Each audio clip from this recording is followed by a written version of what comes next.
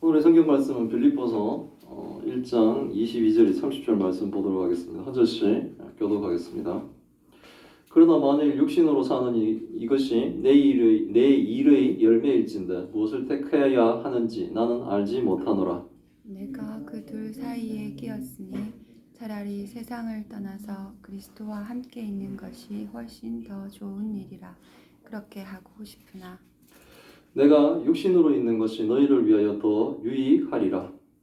내가 살 것과 너희 믿음의 진보와 기쁨을 위하여 너희 무리와 함께 거할 이것을 확실히 아노니 내가 다시 너희와 같이 있으므로 그리스도 안에서 너희 자랑이 나로 말미암아 풍성하게 하려 함이라. 오직 너희는 그리스도의 복음에 합당하게 생활하라. 이는 내가 너희에게 가보나 떠나 있으나 너희가 한 마음으로 서서 한 뜻으로 복음의 신앙을 위하여 협력하는 것과 무슨 일에든지 대적하는 자들 때문에 두려워하지 아니하는 이 일을 듣고자 함이라. 이것이 그들에게는 멸망의 증거요 너희에게는 구원의 증거니 이는 하나님께로부터 난 것이라. 그리스도를 위하여 너희에게 은혜를 주신 것은 다만 그를 믿을 뿐 아니라 또한 그를 위하여 고난도 받게 하려 하심이라. 같이 읽겠습니다. 너희에게도 그와 같이 싸움이 있으니 너희가 내 안에서 본 바요 이제도 내 안에서 듣는 바니라. 아멘. 예, 오늘은 제목 개인의 소망보다 그리스도가 기뻐하는 삶을 살아라 라는 제목으로 말씀을 드리려고 합니다. 제목이 참 덤스럽죠. 예, 이게 자연스럽게 일어나야 되는데 예, 바울은 로마 감옥에 갇혀서 이제 빌립보 지역의 교회와 성도들에게 편지하면서 자신에게는 뭡니까? 그리스도가 전부라고 그러죠. 자신에게는 그리스도가 전부이기 때문에 자신이 죽어도 그리스도가 전파된다면 그것이 존귀하게 된다면 그리스도가 전파되고 그리스도가 존귀하게 된다면 결국은 뭡니까? 바울 자신에게 그것이 유익하다는 거예요. 왜냐하면 그게 인생의 목표였고 그것이 자신에게 가장 유익한 것이기 때문에 그렇습니다. 이제 복음을 전하다 죽는 것에 대한 뭡니까? 두려움이 없음을 바울은 고백하는 거죠. 바울과 같은 마음으로 성도들은 살죠. 그래서 뭡니까? 뭐 선교하시다가 순교하시는 분도 나오고 뭐 그렇습니다만은 참 실질적으로는 이 바울과 같은 삶들을 성도들은 다 살아야 되죠. 우리들의 숙제이기도 합니다. 바울은 이렇게 개인의 소망보다 그리스도가 기뻐하는 삶을 살았던 참 성도였습니다. 근데 이 바울의 삶은 지금의 교회와 성도에게도 동일하게 요구되고 있음을 우리가 좀 알아야 된다는 겁니다. 그리스도를 위하여 자신의 죽음도 유익하다고 말했던 이 바울은 그러나 뭡니까? 삶과 죽음은 바울이 선택하는 것이 아니라는 거죠. 우리의 삶과 죽음은 하나님께 있음을 바울은 정확하게 알고 있었던 겁니다. 그러면서 바울이 죽어도 뭡니까? 자기에겐 유익하다는 거죠. 그리스도가 전파되는 거기 때문에. 그러나 만일 육신이 사는 것이 바울 자신의 열매라면 더 살거나 죽는 것 중 자신이 무엇을 선택해야 될지 바울은 알 수 없다라고 말합니다. 결국 뭐예요? 바울의 삶과 죽음은 바울 자신이 선택하는 것이 아니고 하나님이 결정하는 거죠. 바울은 자신이 죽고 사는 것 중 무엇이 더 좋은지 자신은 알지 못합니다. 내가 여기서 죽는 것이 더 좋은 것인지 내가 더 사는 것이 좋은 것인지 자신은 알 수 없다는 거예요. 바울의 원래 심정은 뭡니까? 고통스러운 지금 현실의 이 삶을 더 이렇게 살아가는 것보다 오히려 차라리 빨리 죽어 하나님 나라에 가고 싶었던 거죠. 그러나 바울은 지금 자신은 둘 사이에 끼었다라고 얘기해요. 이 둘은 뭐냐면 바로 삶과 죽음이에요. 내가 그 둘 사이에 끼었다. 차라리 내가 세상을 떠나서 그리스도와 함께 있는 것이 훨씬 더 좋은 일. 바울은 사실 뭐 사는 인생을 고해라고 그러죠. 고통의 바다라고 하는 이 인생. 그리고 감옥에 갇히거나 가택연금을 당하거나 이렇게 육신의 자유를 뭡니까 결박당하고 또 언제 그 육신이 사형이 집행될지를 초조하게 기다리고 있는 이런 모든 심적인 갈등 이런 것들이 삶이 뭡니까 좋겠습니까? 그러니까 이런 상황에서 자신은 지금 이제 삶과 죽음 사이에 끼어 있는데 사실은 마음 같아서는 지금이라도 죽어 그리스도와 함께 하고 싶다는 거죠. 하나님을 확신하는 성도, 예수 그리스도를 확신하는 성도는 하나님 나라를 확신하는 것이 당연합니다. 천국의 낙원을 확신하죠. 그래서 이 땅의 삶, 사실 사람들이 아까도 말씀한 고통의 바다, 이 고해라는 이 말처럼 인생의 고통이 대부분인 이 시간들을 뭐 억지로 이렇게 연장해 나가는 이런 것보다 특히 뭡니까? 바울처럼 복음에 온몸을 다 바친 성도는 악한 세상에서 사는 것이 뭡니까? 고통이죠. 선한인 사람들이 이 악인들이 공중권세 잡은 이런 세상을 살 때는 힘듭니다. 권력과 힘으로 뭡니까? 힘없는 자들을 압제하는 이런 세상의 논리, 이 바벨론의 나라,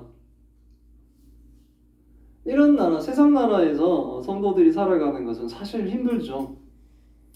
뭐 적당히 좀 속여가면서 막 이렇게 살아야지, 막 세상과 타협하면서 살아야지 편한데 참 성도는 그것이 힘든 거예요. 그러니까 우리는 뭡니까? 차라리 빨리 천국에 갔으면, 하나님 나라에 갔으면, 이 고통이 완전히 끝나버렸으면 이런 생각을 하죠.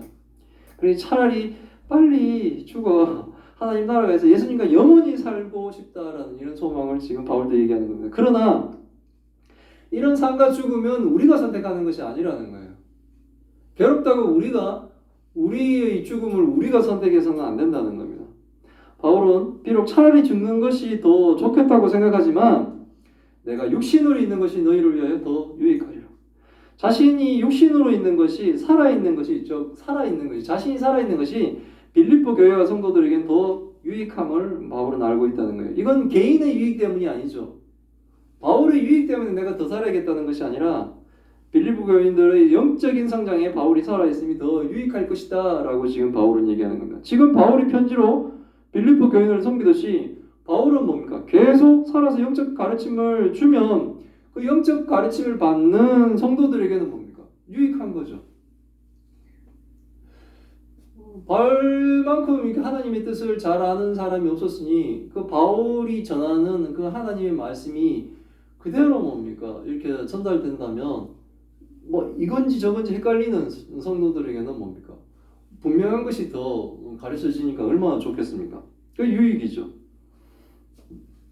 그래서 바울은 자기 살 것을 조금 확신합니다. 내가 살 것과 너희 믿음의 진보와 기쁨을 위하여 너희 무리와 함께 할 이것을 확실히 아노라. 자신이 살아서 이 빌립보 성도들의 믿음의 진보와 기쁨을 위하여 자신은 빌립보 성도들과 함께 할 것을 좀 확신하게 됩니다. 바울은 아마 로마 감옥에서 풀려나 빌립보 교회에 가고 싶은 심정일 거예요. 그 사람들이 잘하고 있다는 그 소식을 듣고 막 이럴 때 같이 가서 함께 하고 싶은 생각이 얼마나 들겠습니까? 그 바울이 대적자들 중에 바울이 갇혔으니까 막 이렇게 해야 된다 약을 올리는 것처럼 했던 것처럼 그들의 효과가 있었는지 어쩐지는 모르겠지만 그 있을 수가 없겠죠. 그러나 막 거기 가고 싶은 마음, 자기 사랑하는 성도들을 만나 그들과 함께 예수 그리스도의 복음을 막 전파하고 싶은 이 바울의 심정이 지금 여기에 나옵니다. 바울은 개인의 자유를 위해서가 아니라 복음의 진보, 그리스도의 기쁨을 위해 지금 빌립보 교회에 가서 빌립보 교회의 성도들을 만나고 함께하고 싶은 심정인 겁니다. 내가 다시 너희와 같이 있으므로 그리스도 예수 안에서 너희 자랑이 나로 말미암아 풍성하게 하려 합니다. 바울이 그렇게 빌립보에 가고 싶은 이유입니다. 바울이 빌립보 성도들과 같이 있는 것으로 인해 빌립보 성도들의 예수 그리스도에 대한 자랑이 더욱 풍성하게 될 것이라. 막 감옥에 갇혀서 언제 죽을지 몰랐던 사람이 우리와 함께 합니다. 오, 하나님이 그와 함께 하셨고 우리와 함께 하실 겁니다. 그럼 뭡니까? 바울이 우리 풀려나서 우리와 함께 하는 것을 막 더 자랑하고 싶으니 자랑거리가 풍성해지겠죠. 이 성도들과 교회의 자랑이 풍성해지는 건 바로 그리스도가 풍성해지는 거예요. 성도들이 영적으로 풍성함으로 인하여 하나님이 풍성해지는 겁니다. 그런 일을 성도가 하는 거예요. 우리가 그 일을 할 수 있다는 것 자체가 기적이죠. 우리는 죄인이었지 않습니까? 우리는 사실 아무 소망도 없던 죄인이었는데도 불구하고 이제는 뭡니까? 예수 그리스도를 믿어 구원의 은혜를 받아 우리가 하나님을 풍성하게 하는 그 일을 할 수 있는 자들이 되었다는 것. 이거 자체가 기적입니다. 바울은 성도가 풍성해지고 그리스도가 풍성해지기 위해 성도들에 대한 이제 권면을 시작합니다. 바울의 권면은 2장 18절까지 쭉 이제 그런데 오늘은 1장 마지막 절인 30절까지만 잠깐 보도록 하겠습니다.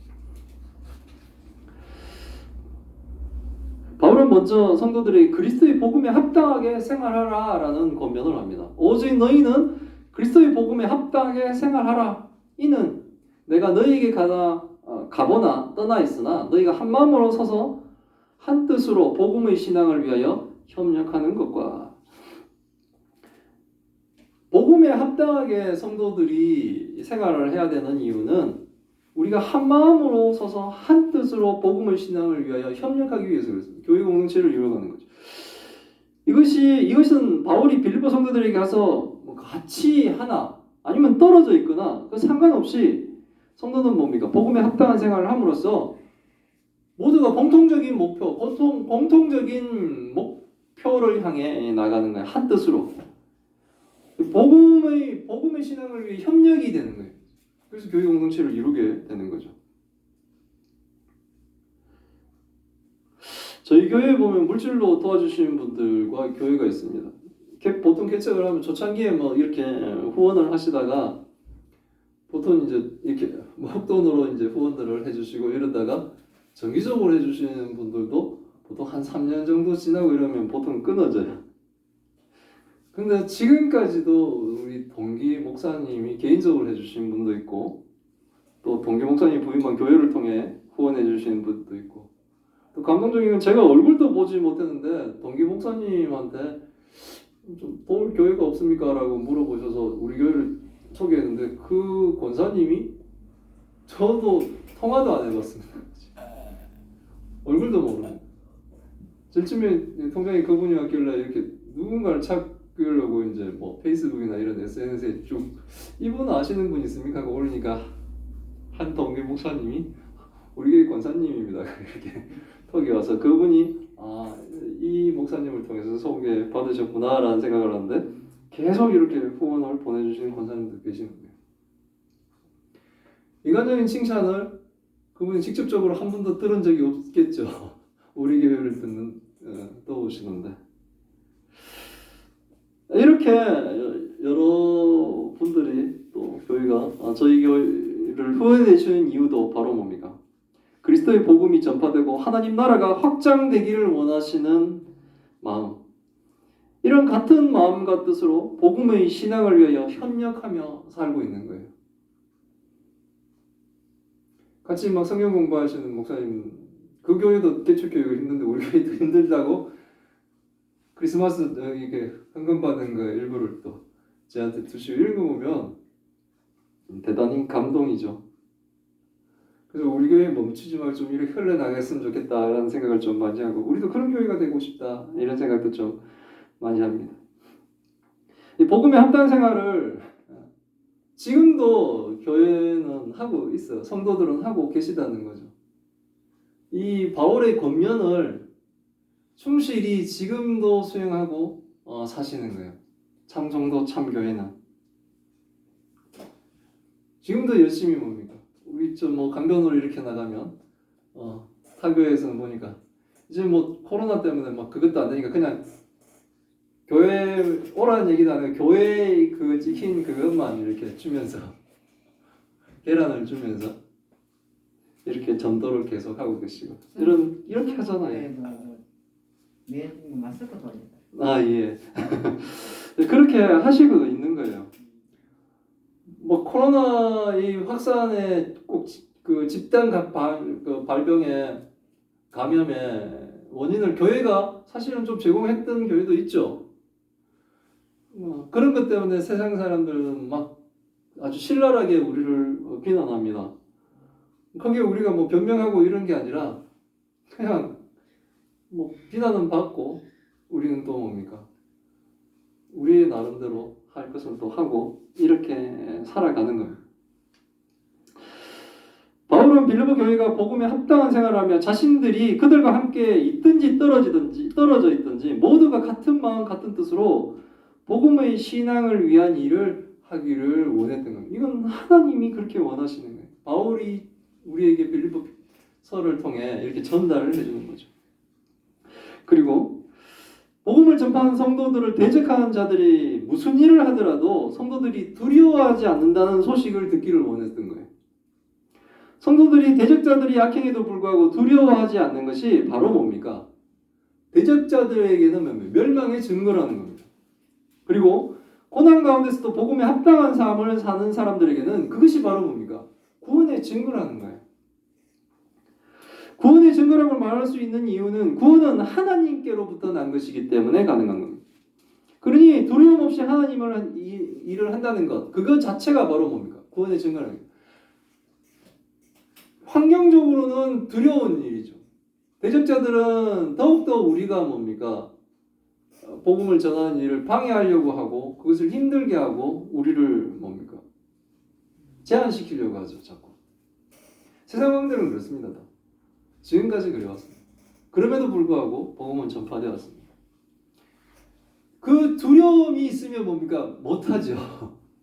근데 믿음이 하나님의 성령의 우리의 인치심이 그 두려움 없이 그 일을 하게끔 하는 거예요. 그게 바로 증거라는 거예요. 우리의 구원의 증거라는 거예요.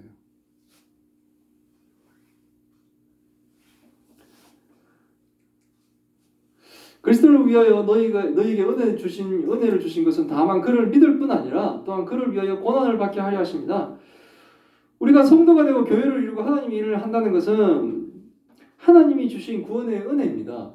이건 진짜 우리가 그런 일을 하거나 우리가 구원받을 수 있는 가치 있는 존재가 아닙니다. 그럼에도 불구하고 하나님이 우리를 보석처럼 하나님이 성도로 택해 주시고 구원을 해서 교회를 이루게 해주신 거예요. 하나님이 주신 이 구원의 은혜는 우리가 예수 그리스도를 믿을 수 있게 하는 은혜죠.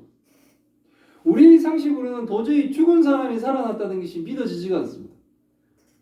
과학이 막 이렇게 증거처럼 내놓는 화석과 막 이 과학적으로 막 설명하려고 하는 이 진화론적인 이런 걸로 보면 도저히 하나님의 말씀으로 이 세상이 창조되는 이 창조를 믿을 수가 없는 거예요. 그런데 우리가 그것을 믿도록 하나님이 허락해 주시는 거예요. 그래서 믿어지는 거예요.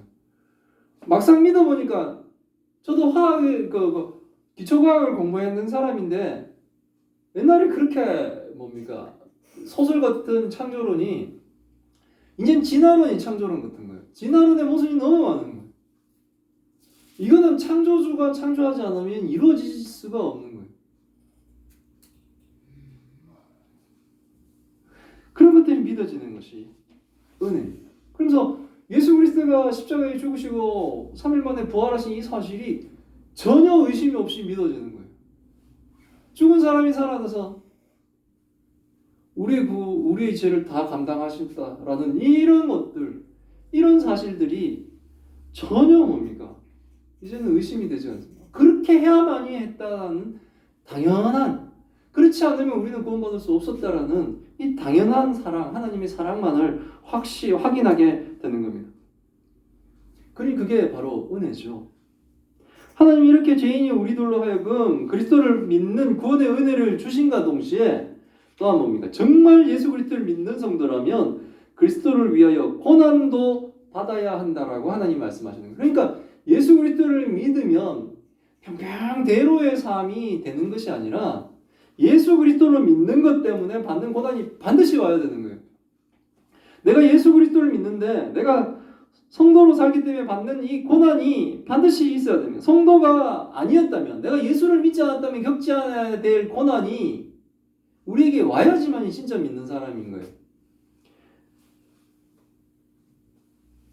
내가 예수만 안 믿었다면 겪지 않아야 될 일들을 겪는 것이 그게 참 성도의 삶이라는 거죠.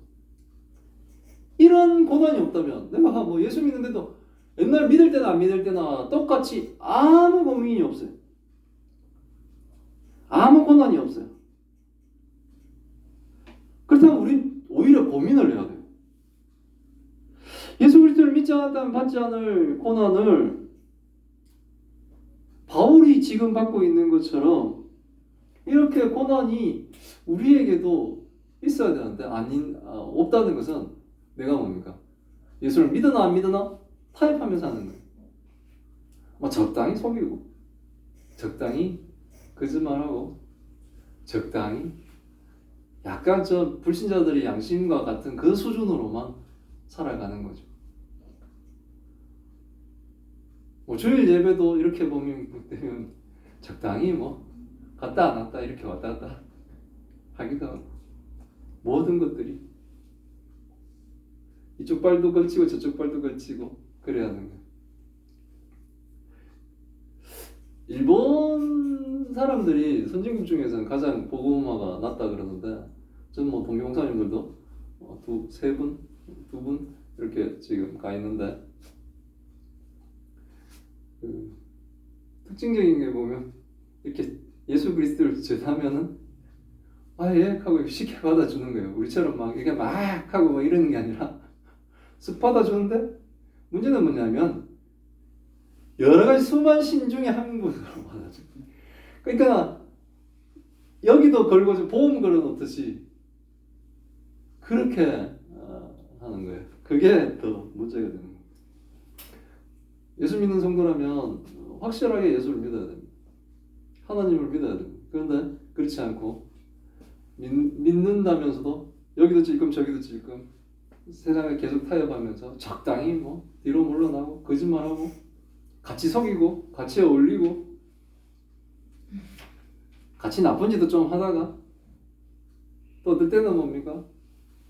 착한 일도 하다가 왔다 갔다 이렇게 살면은 사실 부딪힘이 없죠. 근데 그것은 복음에 합당한 삶을 사는 것이 아니라는 겁니다. 성도는 고난을 받을 때나 사나 죽으나 담대히 예수 그리스도의 복음의 증인이 되어 살아야 되는 겁니다. 너희에게도 그와 같은 싸움이 있으니 너희가 내 안에서 본 바요 이제도 내 안에서 듣는 바니라. 바울이 그리스도를 위해 싸우는 싸움은 빌립보 성도들이 과거에도 보았습니다. 바울이 그리스도를 믿음으로 고난당하는 것을 빌립보 성도들이 보았던 것입니다.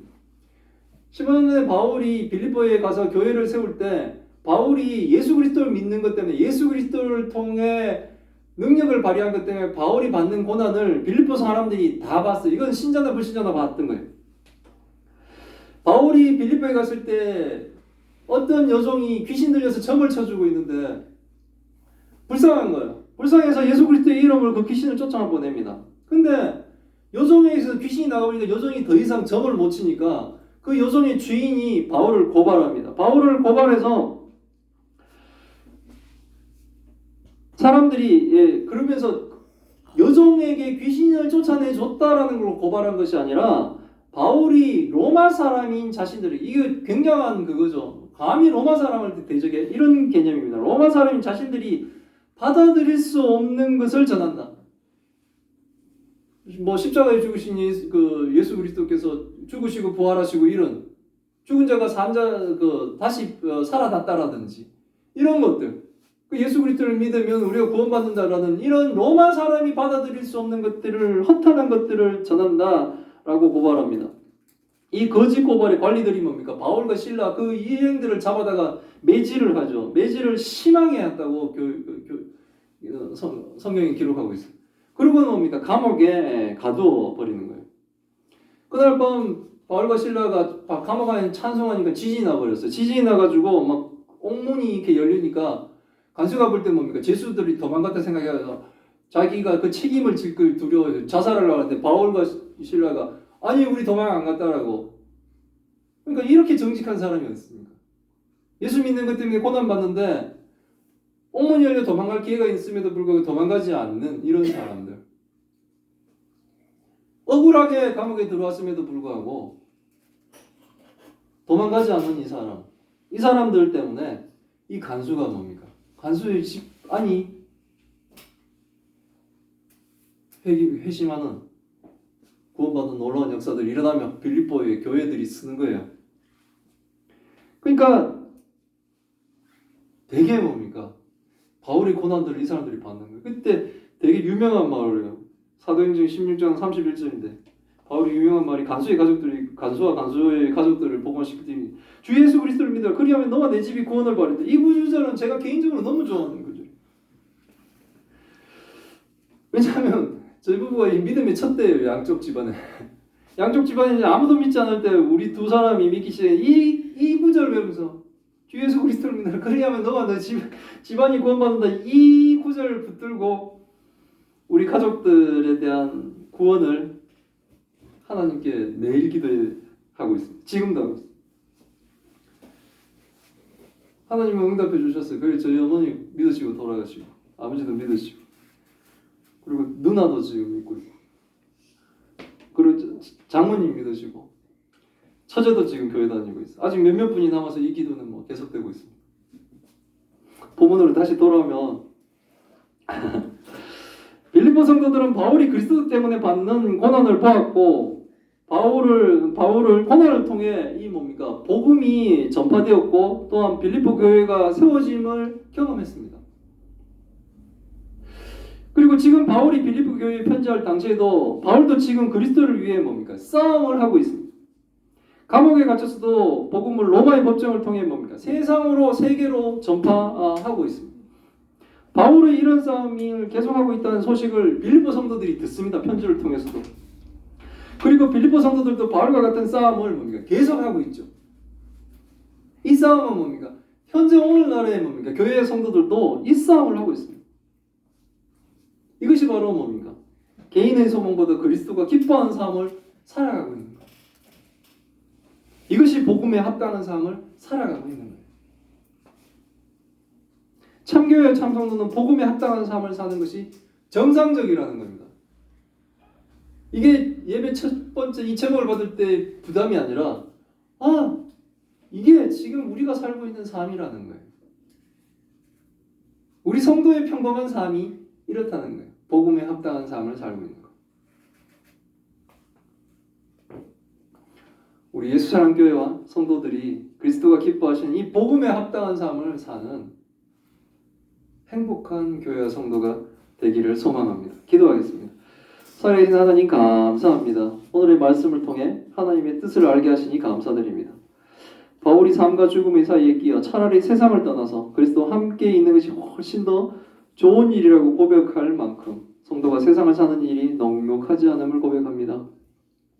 성도로 복음에 합당한 삶을 사는 것이 악한 세상으로 인한 고난을 받을 수밖에 없음을 가르쳐 주심에 감사드립니다. 우리가 복음에 합당한 삶을 살 때 우리의 대적자들로 인한 고난을 우리가 받을 수 있음을 고백합니다. 이것이 우리의 구원의 증거임을 가르쳐 주심에 감사드립니다.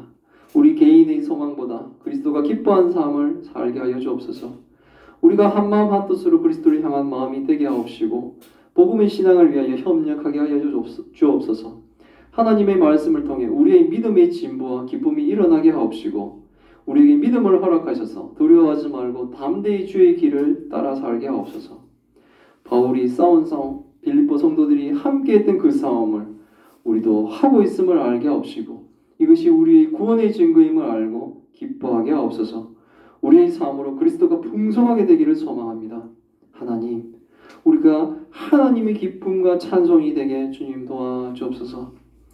하나님도 하나님이 사랑하시는 딸이 병으로 고통받고 있습니다. 하나님 역사하여 주옵소서. 하나님의 놀라우신 능력으로 이 일을 통해 우리가 하나님의 영광을 눈으로 볼 수 있도록 주님 도와주옵소서.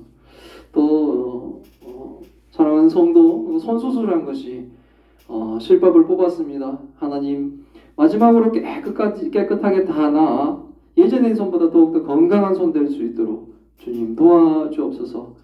이 모든 말씀 우리 주 예수 그리스도 이름으로 기도드리옵나이다. 아멘.